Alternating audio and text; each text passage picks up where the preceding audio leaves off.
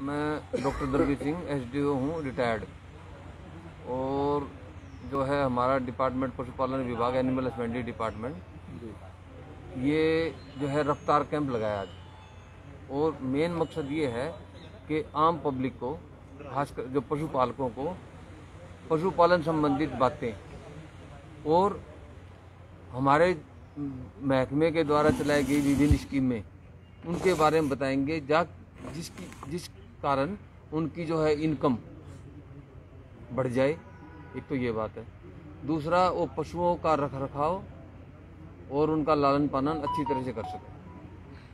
तो इनकम बढ़ने की आप बात बता रहे हैं, तो इसमें इनकम का जो सोर्स है वो कैसे बढ़ सकता है? इनकम का सोर्स ऐसा है कि अब आप जानते हैं कि जो है ना, ज़मीन है वो तो बढ़ नहीं रही, ज़मीनें तो कम होती जा रही हैं। जो है, जो पहले किसी पे 10 एकड़ थी, आज उसका डिवाइड होती जा रही ज़मीन। तो जो ग्रामीण इलाकों में विशेष करके, और जो गरीब आदमी पशुओं को रखता है, तो वो अपनी इनकम पशु पालकर ही बढ़ा सकता है। तो अगर वो पशु रखेगा और पशुओं को अच्छी नस्ल के पशु रखेगा, अच्छी तरह रख रखाव करेगा, तो उसका दूध ज़्यादा होगा पशुओं का, और दूध ज़्यादा होगा तो उससे उसकी इनकम नेचुरली बढ़ेगी।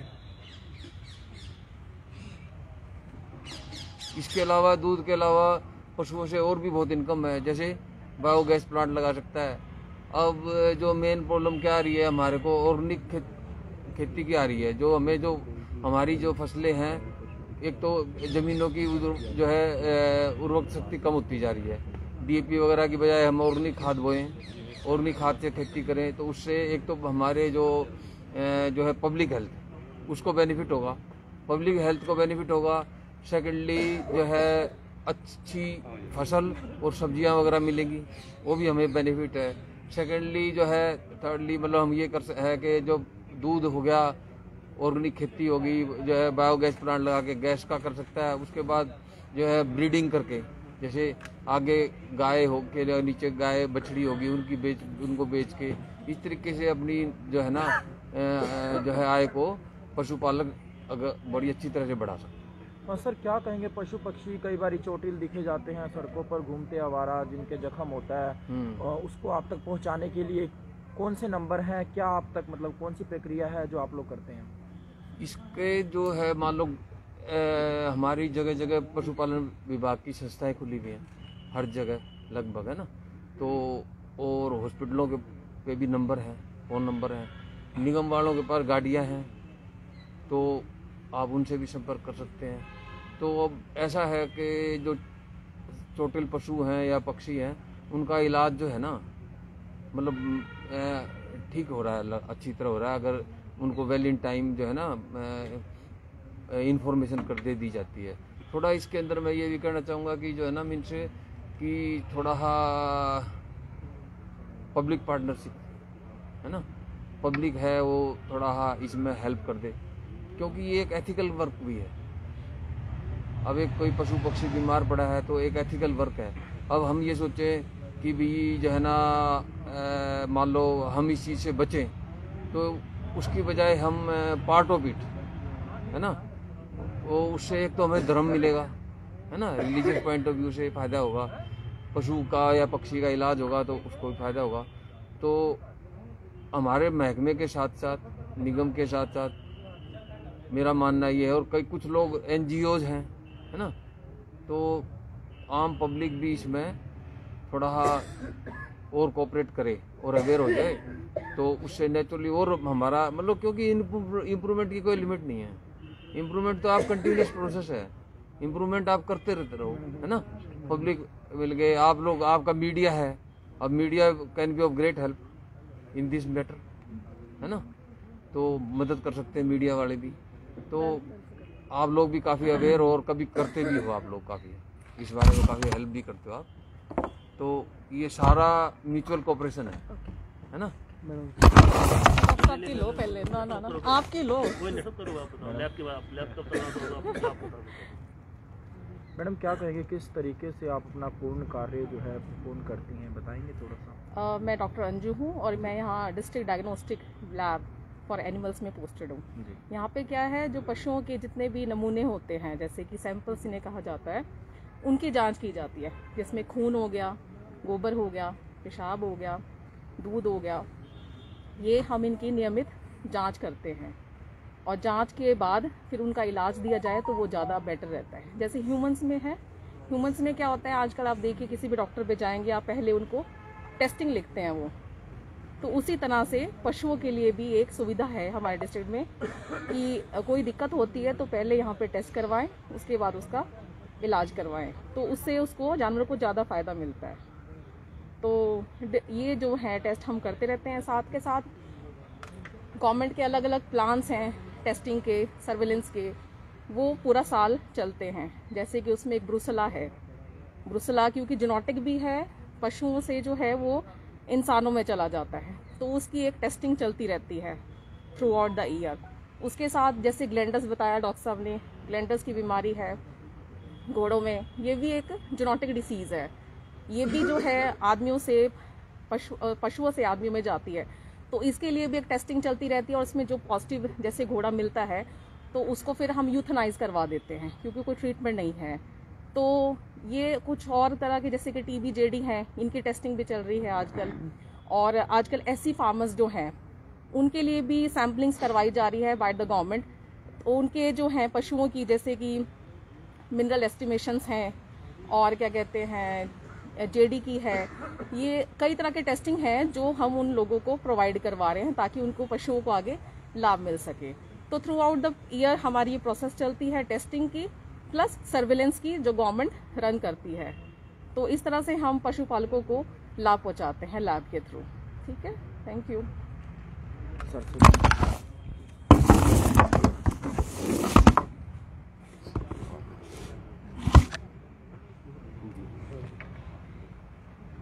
तो जैसा कि अभी डॉक्टर साहब ने बताया कि जो लोग पशु पालते हैं उनके लिए आप ऐसी ऐसी स्कीम लेके आते हैं टेस्टिंग वगैरह की, तो आपको लगता है कि जो आम जनता जो इन्हें पालती है वो इस स्कीम का लाभ उठाते हैं या आकर यहाँ पर टेस्ट करवाते हैं पशुओं के?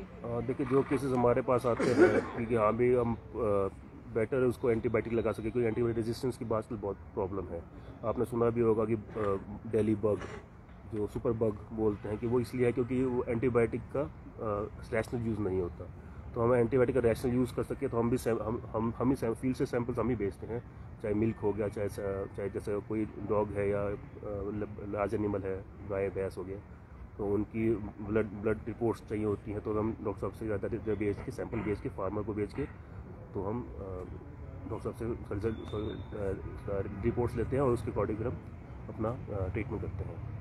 और मैं आपके थ्रू एक और बात करना चाहूँगा, मैं सभी पब्लिक को कहना चाहूँगा कि पशुपालन विभाग आपकी सेवा के लिए है। तो वो हम पहले क्या होता था कि पहले साल में 4 बार वैक्सीन लगती थी। अब हर पूरे देश में हरियाणा इकलौता प्रदेश है जहाँ पर 2 बीमारियों की एक ही वैक्सीन लग रही है। तो अब क्या है कि 6 महीने में, अब साल में जो 4 लगती थी वो 2 लगेंगी और धीरे धीरे वो साल में 1 बार हो जाएंगी जैसे जैसे टाइम चलेगा। और जैसे कोरोना का प्रूवन वैक्सीन अभी जैसे काइंड ऑफ ट्रायल वैक्सीन है, इमरजेंसी यूज़ दे रखी है, लेकिन जो ये हमारी जो वैक्सीन आए जैसे मेजॉरिटी 2 डिजीज़ हैं, FMD जिसको मुँह खुर बोलते हैं और एक गलघोटू जिसको हेमोरेजिक सेप्टिसीमिया बोलते हैं।